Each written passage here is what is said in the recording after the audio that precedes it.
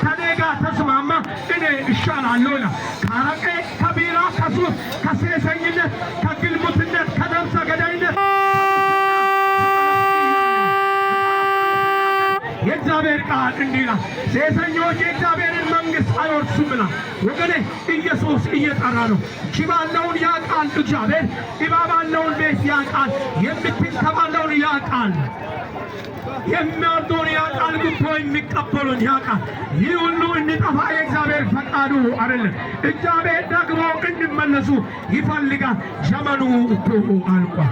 ዘመኑ አልቋል። ጌታ ኢየሱስ ክርስቶስ ሊመጣ በደጅ ላይ ነው። ትልቁ እዚህ ጋር ያለው ትልቁ አዋጅ ኢየሱስ ያድናል። አንዱ ደግሞ ኢየሱስ ይመጣል ነው። ምን እንሁን? ንስሐ እንግባ።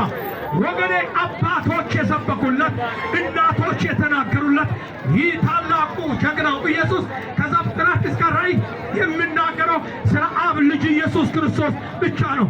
እሱ ነው የሞተው ለደቀ መዛሙርት ከፀሐይ መውጫ እስከ መጥለቂያ ድረስ በእጃቸው ላካቸው አለው። ይሄ ወንጌል ነው። ወንጌል ያሸንፋል። ወገኔ የቀልድ ጊዜ የለም። ዘመኑ አልቆ ኢየሱስ ሊመጣ በደጅ ላይ ነው። ንስሐ እንግባ፣ እንመለስ። መጽሐፍ ቅዱስ የእግዚአብሔር ቃል ሲናገር እንዲህ ይላል። ነገር ግን አለ በሁለተኛ ጢሞቴዎስ ላይ ምዕራፍ 3 ላይ ከቁጥር 1 ላይ ለሰው ልጅ እየተናገረ ጳውሎስ እንዲህ ነው አለ።